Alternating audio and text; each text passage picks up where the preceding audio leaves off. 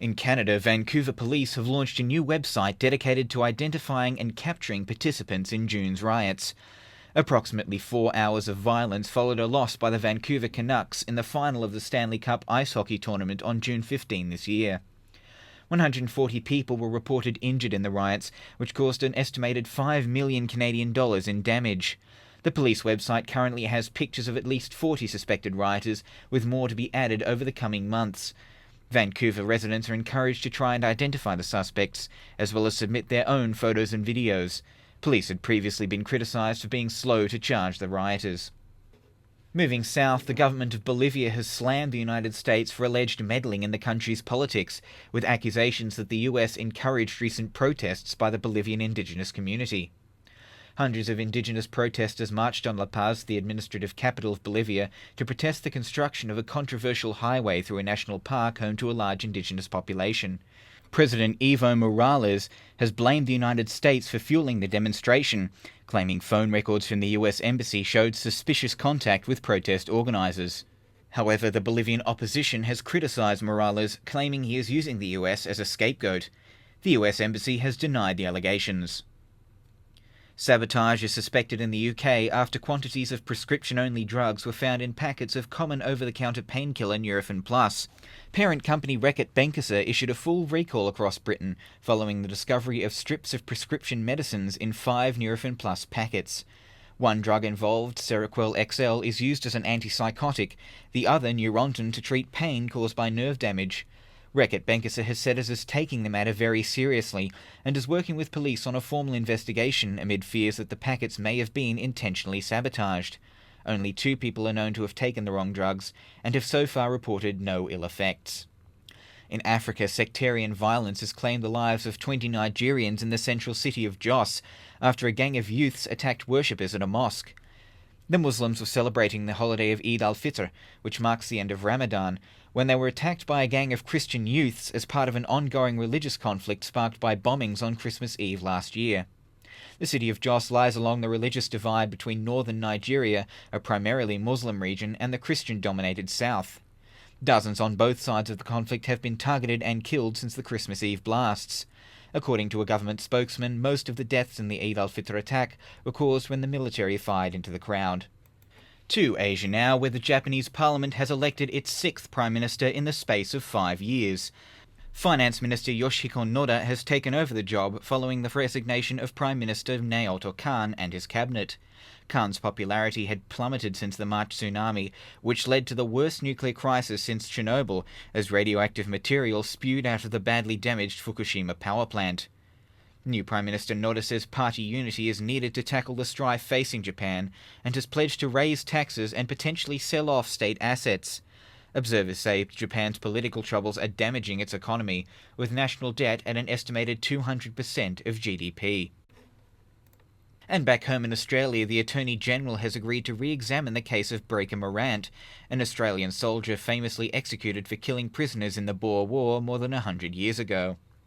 Attorney-General Robert McClelland has met with a military lawyer representing 2 of Morant's descendants, who says the soldier and his co-accused did not receive a fair trial. Mr. McClelland will leave aside the question of whether or not Morant was acting under orders when he shot several Boer prisoners in 1901, and focus on whether his court-martial followed fair procedures. He has also promised to consider asking the British government for a formal pardon. And that's what's been happening around the world.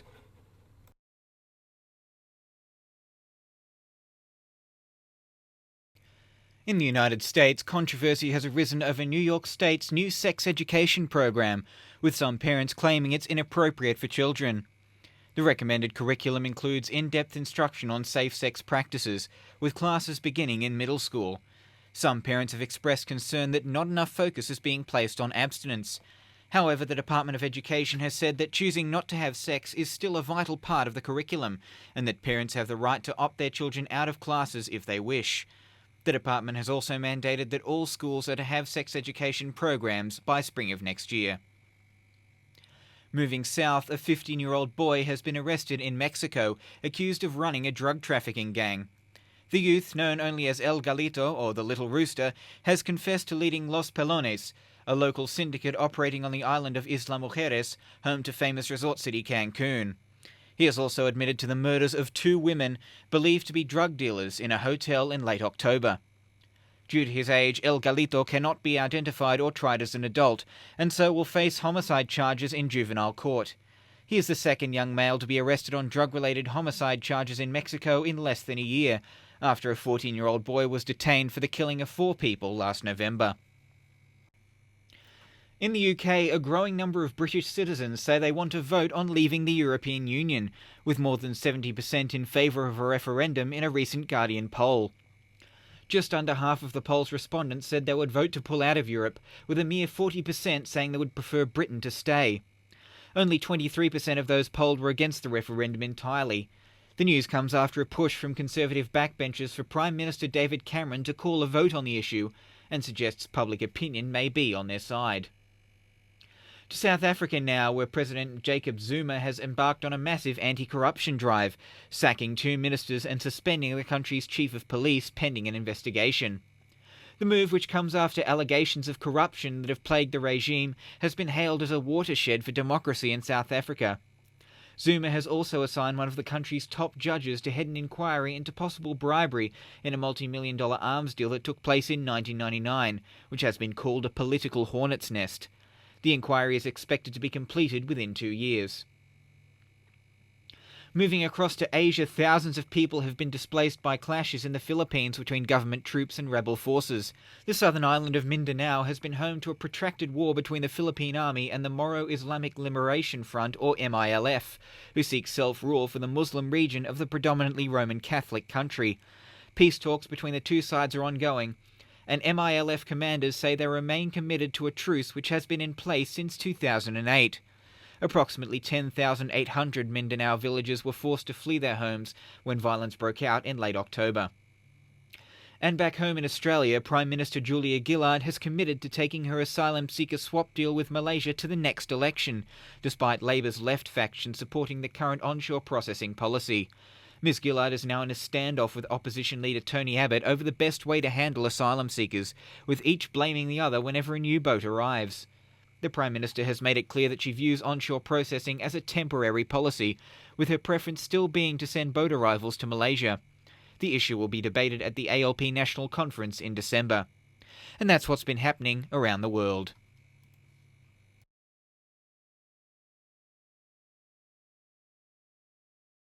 The United States Secretary of Defense has announced plans to end the NATO combat mission in Afghanistan by 2013. US forces will begin to be deployed to train and advise Afghan troops throughout this year, while direct combat troops will be withdrawn from the country.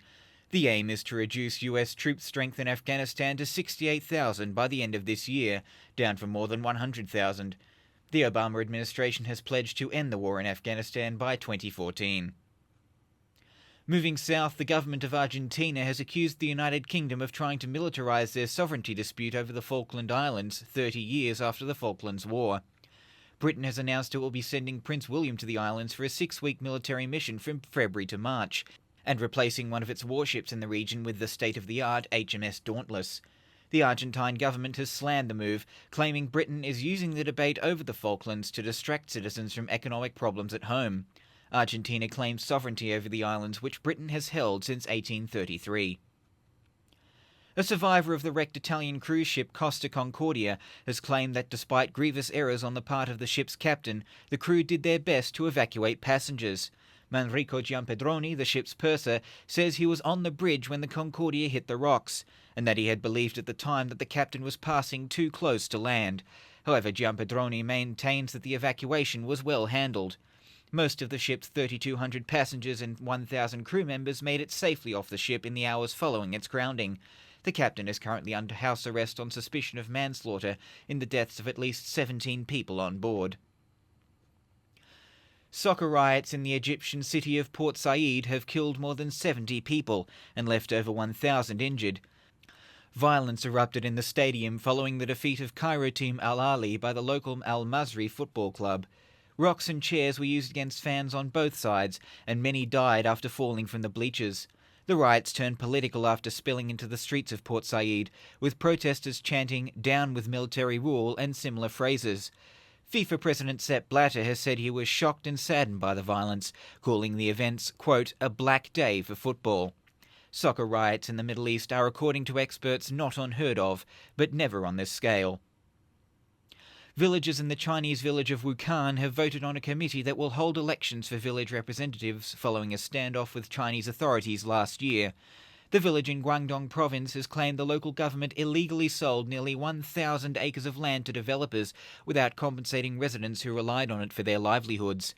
In December, villagers expelled party officials from the town and set up blockades to prevent police from entering. Facing media scrutiny from around the world, Beijing has exercised caution in diffusing the situation. Villagers claim that the corruption in the province has been a problem for at least 10 years. And back home in Australia, Labor MPs are reportedly nervous about Julia Gillard's hold on the Prime Ministership. Communications Minister Stephen Conroy has described unrest among the Labor backbenchers, but maintains that Ms Gillard has the full support of the party. Foreign Minister and former PM Kevin Rudd has hit back at ex-leader Simon Crean, who accused him of not being a team player, by saying he was, quote, "proud to be a member of this ministerial team, which is very strong, very dedicated, very hard-working, and in which Simon himself plays a very positive role." Mr Rudd has consistently denied any plans to try and take back the top job. And that's what's been happening around the world.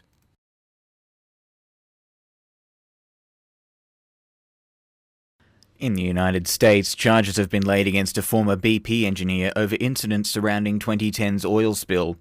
Kurt Mix is alleged to have destroyed over 200 text messages that showed the actual extent of the Deepwater Horizon spill as being more than BP's public estimates.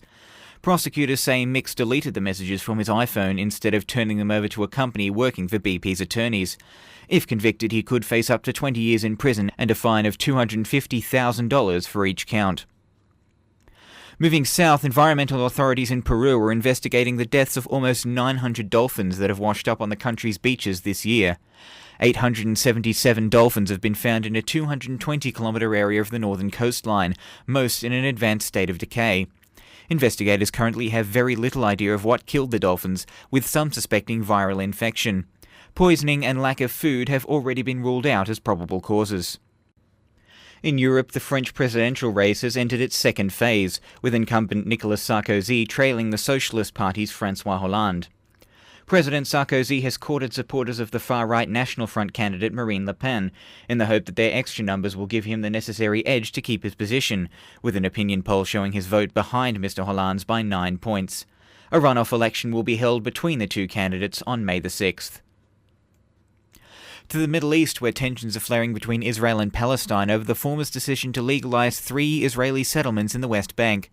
The settlements, which were established in the 1990s, have been declared legal by Prime Minister Netanyahu, based on decisions by previous governments.